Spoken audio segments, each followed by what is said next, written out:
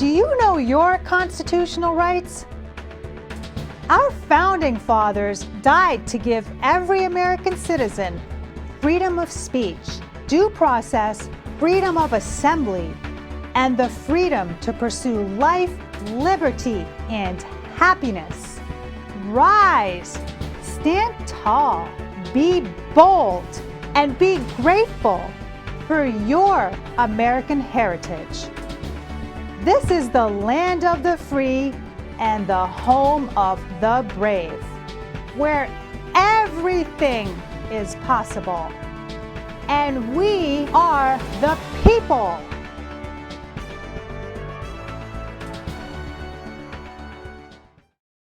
Welcome back to the show. Today I have Senator Doug Mastriano in the House, and he is the primary candidate for governor on the Republican side. Welcome back to the show, Senator. Thank you so much for having me on. And so we had the election, of course, on 17 May and started getting calls that I had won around 9:15 in the evening, which I thought it was a bit early, but we had a resounding victory. It's kind of funny because some in the establishment were like, he's only going to get 20-some% of the vote. And we were blessed with almost half the vote. 45% voted for me in the most hotly contested primary in 44 years. That's not hyperbole, it's fact. The last time the party did not endorse a candidate was 1978. And the Republican that won that was facing, there was 7 on the ballot. I had 9, so mine was even more contested than his, but it was a guy named Dick Thornburgh.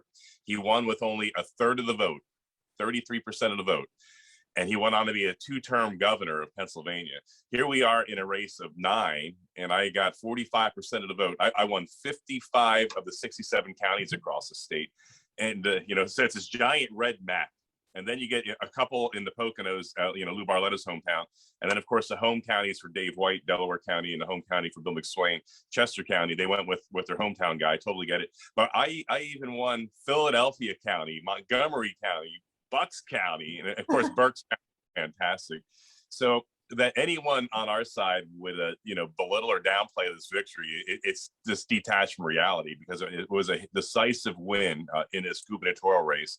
And my message now to folks, you may have had a different candidate. It's time to come together because the people have spoken, and it's time to go with the people's choice and go on and take our state back.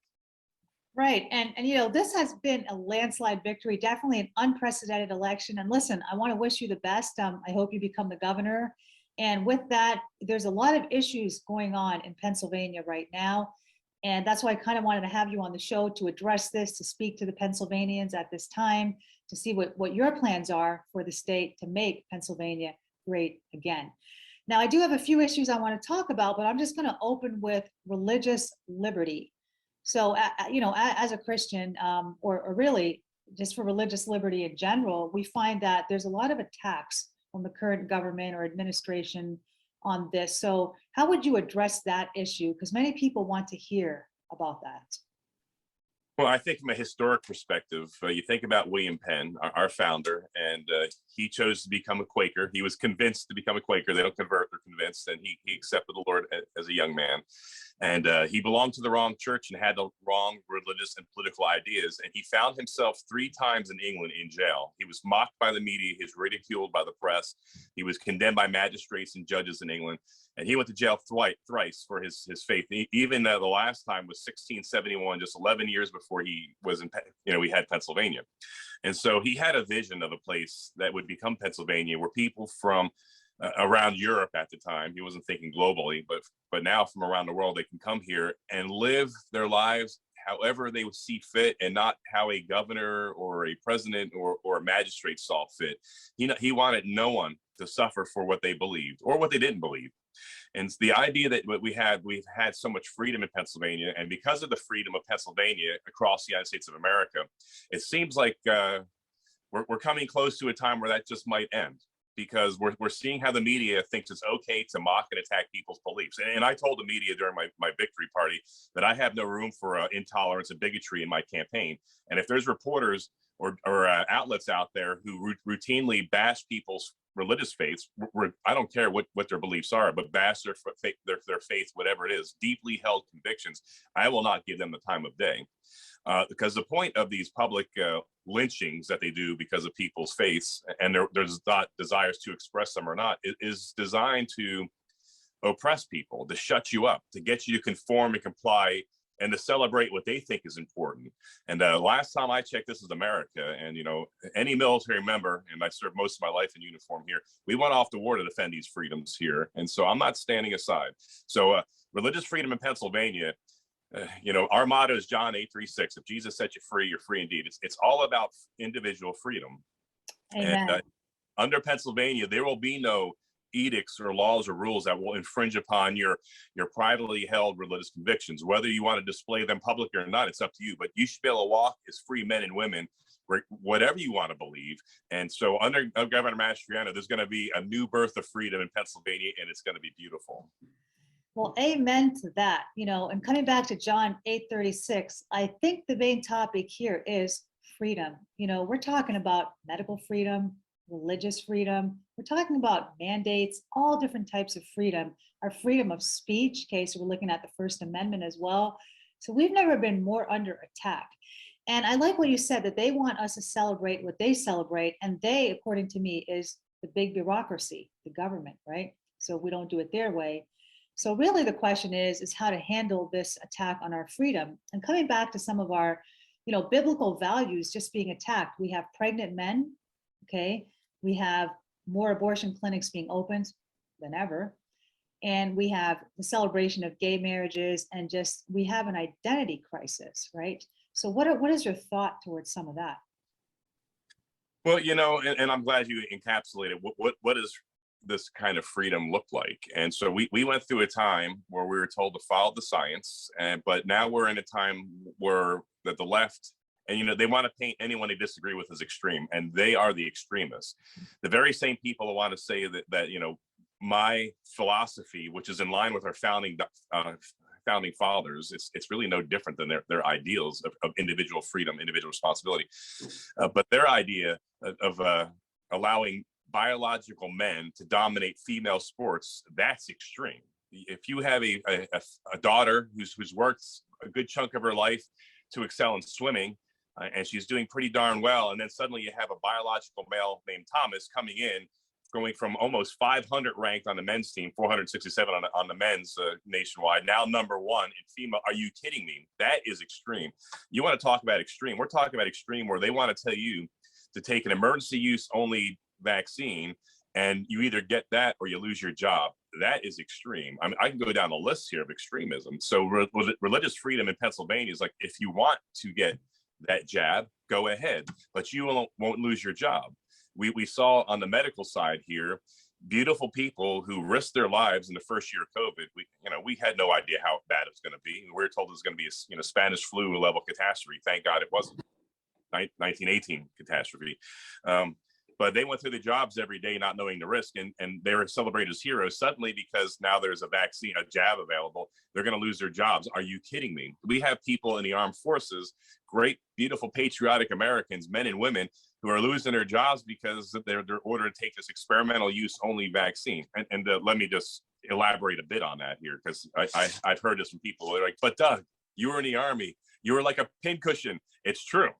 Anytime I deployed, they had a series of shots I had to get to protect me, from different viruses and diseases and what have you. And all the Afghans and Iraqis I worked with were not likewise vaccinated. I had the vaccine, I was protected. And so they would try to compare the jab with my experience in the Army. And I'd say, so let's take a look at that. Let's talk about the polio vaccine, for instance. That began development in 1935. It was not made available for general use until 1960. 25 years of experiments, of observation. They had to do the mixture over again because there was some awful results early on. 25 years on, they finally have something that they're ready to field, even though people were dying from polio in between, in that interlude. And so that's a considerable difference here. So that you would lose you have a preference, like, I do not want to get that. There might be things in the vaccine that I have a moral objection to, and you're going to lose your job over that. I mean, this is not what America should be. That you'll lose your business because you want to run the business as you see fit, and not as some faceless bureaucrat coming down with science-denying policies. That you would have the sick sent back into the homes, killing about 16,000 of our elderly, and no one being held accountable. Our attorney general looking the other way. I mean, this is madness. And instead of going after Levine and Levine's failed policies, being a loyal son of the Democrat Party, irregardless of what it costs the people of Pennsylvania, and instead suing, the nuns, the poor sisters, the little sisters of the poor in Philadelphia, because he didn't like their ideas on healthcare. I mean, this is madness. They have gone far too left. Right. And I'm glad you brought that up, because a lot of people watching this are concerned with their medical freedom. And I'm glad to hear that you do stand for medical freedom. So whichever way that goes, I do believe that people should have a choice, right? So we're basically pro-choice in this case. And irony is, their mantra when it comes to abortion, my body, my choice. But scientifically, that's somebody else's body. Do you have two hearts, two heads, four arms, four legs? No, that's another person in there. But when it really is your body, they don't want to give you a choice. That's how extreme the left has gone. And so that's why this election at the gubernatorial level here is it's so important. There's a stark difference. On the one side, you have me standing for individual freedom, for personal liberty. And on the other side, you have Josh Shapiro, who stands for the massive, unforgiving bureaucracy that will crush you if you step out of line. If you have the wrong ideas and beliefs, they will come and destroy you. They'll shut your businesses down, and they'll indoctrinate your kids. Now, we have kids in school today where young ladies, it's a security threat there. And we saw this in Loudoun County, where a beautiful young lady was raped by a biological male who was, in the female bathroom. They're preying upon these people here. We had a teacher in Loudoun County. She came out last night. She was physically assaulted, sexually assaulted 80 times in the school. And the school fired her instead of punishing the student. I mean, that's where the left has gone. Right. And again, when you look at all these things, you said a few things which are really important that we need to remember. And I always say this, that I don't recognize the country that I grew up in. So extremism is the word. Okay, we are living in a time, and like you said, these are not the values America was founded upon. Okay, our religious liberty, our economic liberty, our personal liberty, basically everything the Constitution stands for, and that people like you went abroad and basically fought for our freedom and died for these freedoms, which is the American dream and the spirit of our Constitution, and what our founding fathers preserved for us is being deteriorated. So I'm hoping for this election. And I think what you said is important. I believe this election is life or death in the literal sense, because it's either the life and the future of our country or the death and destruction of our country. So, I really hope that people are paying attention and know who they're voting for and why they're voting for those people. So let's talk economics now, just for a moment. Let's switch into this. There is a 40-year high on inflation, and it's not because of the pandemic. Cost push inflation, demand pull inflation, the great resignation, because we gave everybody a free lunch. Therefore, we have wage inflation as well, rising Federal Reserve rates. I think it's almost 150 basis points in 1 year. Supply chain shortages and a crashing stock market, a falling dollar. And I think we're back in all the trade agreements that caused us harm to begin with. And we're back to China dumping products in our country. So how can we rebuild the economy? So Pennsylvania is blessed, and we're in a rare place. When you think about energy producing states, normally people don't think about Pennsylvania. They think about, Alaska and Texas, maybe Oklahoma, but actually Pennsylvania is number 3 in energy production nationwide. And within that category, we're number 2 in natural gas, and we're number 3 in coal. And we're somewhere, in the top 15 or so in oil. I can't remember off the top of my head.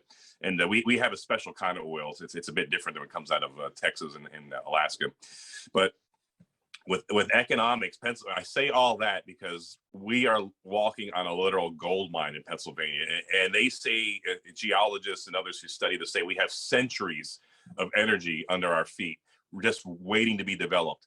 And so when Governor Mastriano gets in, we will open development wide open on this. And my desire and my heart's desire and wish is the first year we become number 1 in energy production. That's probably a bridge too far in the first year, because you need quite a bit of infrastructure, but it's good to have goals. Be nice if we achieve that. And how do you do this? Well, on day one, I will remove us from the Regional Greenhouse Gas Initiative. What's the so what? Okay, the RGGI, Regional Greenhouse Gas Initiative. Did you notice on 1 June, you had a 40% increase in your energy costs? Yeah, 40%.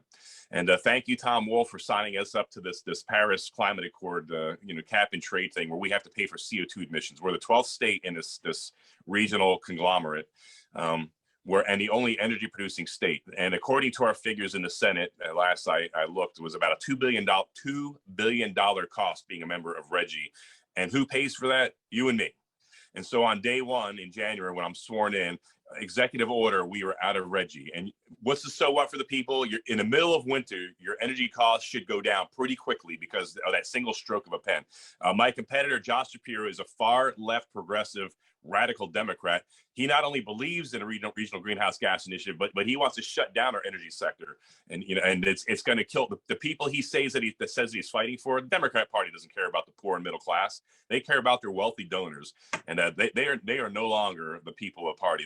That changed like in the 80s. They are now a part of big pharma and in public sector unions and abortion. And so on day one, we're out of RGGI. Okay, how else can I open us up here? So expand the energy sector, roll back 8 years of Tom Wolf's regulations, roll back 8 years of fees, make us, business friendly. This will provide jobs across the state so whether you're in Philadelphia, Erie, or the energy producing sectors of the state, you should be able to benefit from that. It'll drive energy costs down, make things cheaper. So Pennsylvania has the capability here to drive down some of the Biden inflation. Additionally, so not only benefiting our people domestically, we should see a harvest from this energy production. We don't because of Tom Wolf, so many fees and regulations. Even companies are leaving our state to go to West Virginia and Texas. That will end under Mastriano. Additionally, pipelines to Philadelphia and Erie. I'd like to see modernized liquefied natural gas terminals in the Delaware River and in Lake Erie. So then we could also export that to our sister states because these Democrat states don't allow pipelines. Ridiculous madness. Pipelines are very safe. And so we could ship this stuff also to our NATO allies.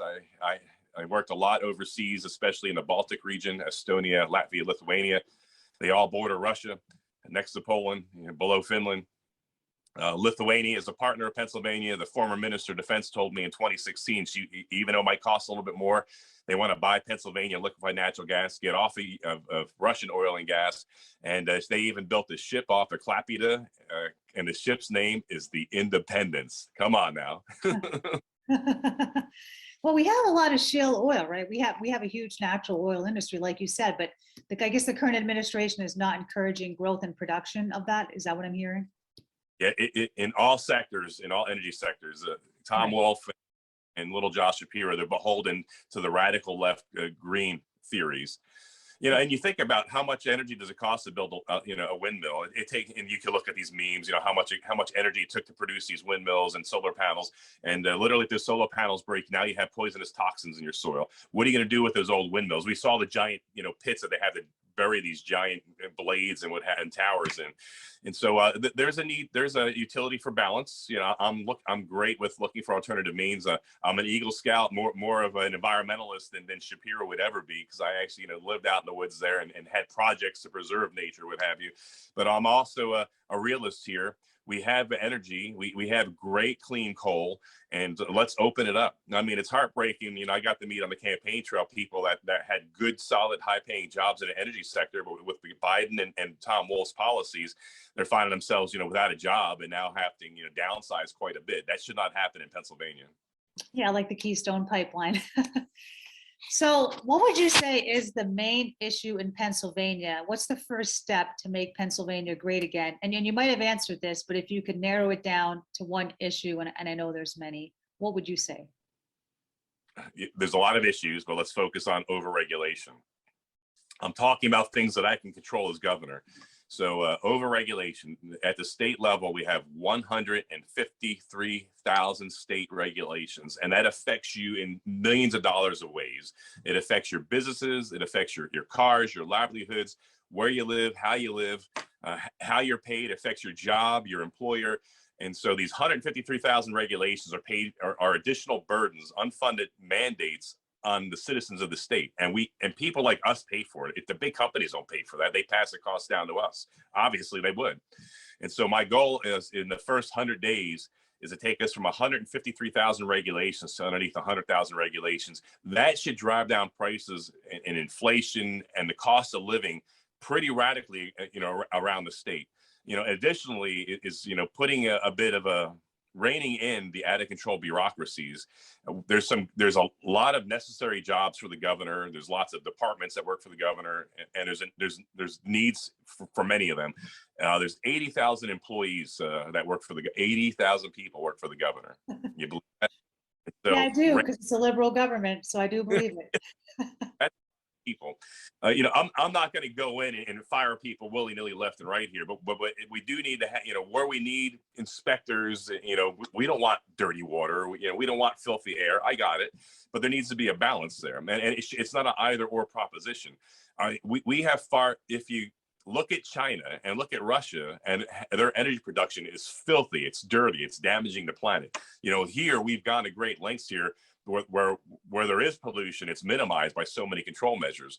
And so step one is reducing regulation, and that's going to benefit everybody pretty quickly across the state.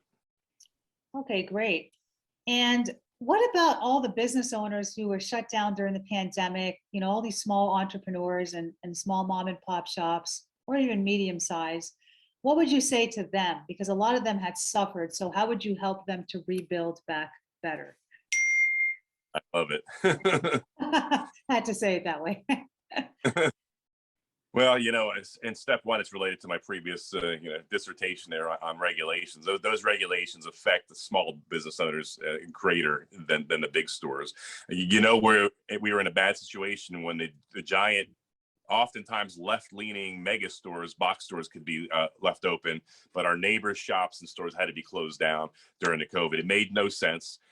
These are our people that we live next to. Those businesses that they created, that's who they are, not what they do. That's their hopes and dreams being crushed by a left-leaning, extreme left Democrat party, Tom Wolf and Josh Shapiro's kind of party. So under Governor Mastriano, to get the government off your back and out of your wallet, so there'll only be government involvement where it needs to be from a clearly, specifically designed, public safety matter. But as far as willy-nilly coming in and telling you how to run your business and when you can be open, whether you're essential or non-essential, that will never happen under Governor Mastriano. We need to be really open for business, and the way you do that, of course, is reducing regulation, which was number one on my list there. And many of those I can do, by fiat, by executive order. Those that I need legislation, I'll work with the General Assembly. Since as a senator, I know how it works. I have great relationships in the House and Senate, fantastic relationships there. It's going to be a magnificent time. It's going to be the golden years of Pennsylvania history. It's going to be magnificent. Right, right. And, I think that's what a lot of these small business owners need. They just need, so again, that's attack on your freedom, telling you how to run, when to run, what to run. So that's great to hear. Okay, so do you have any closing words for the voters of Pennsylvania? What should they know, or what do they need to know prior to voting? Yeah, so first off, I don't want to play defense, but let me just explain something here, because I deal in the world of facts. I'm from Reelville, Pennsylvania. So I was I ended up, I was an officer in the United States Army, served in uniform for 30 years. I say all that because of qualifications and where I come from politically. Had a top secret special compartmented information access clearance for 30 years, TSSCI clearance, access to some of the most sensitive and damaging potential secrets that the nation has, and programs and operations and secrets and methods. It's very sensitive. Every 3 to 5 years, the United States Army would do a reinvestigation to see if there's anything radical, anything that can compromise me, whether left or right. And about 8 different investigations, squeaky clean, nothing radical about Doug Mastriano. So facts are separate things. So liberals, knock it off. Media, liberals they're going to say the left can, they're at war with me, got it. But media, you got to deal in the world of facts here. There's not a radical bone in his body. If there was, if there's anything far right, I'd never have access to top secret information that one day of my life, and I had it for 30 years in my entire Army career, top secret clearance. And so what Mastriano brings here is returning back to the philosophy of our founding fathers, where every life has value. that you should be able to walk as free men and women as you see fit. You can believe what you want to, walk as free men and women, with a limited, smaller government in the background, rather than this monster we have on us. Democrats' vision for Pennsylvania and the United States of America is oppression and government regulation. Doug Mastriano's vision for Pennsylvania is freedom and liberty.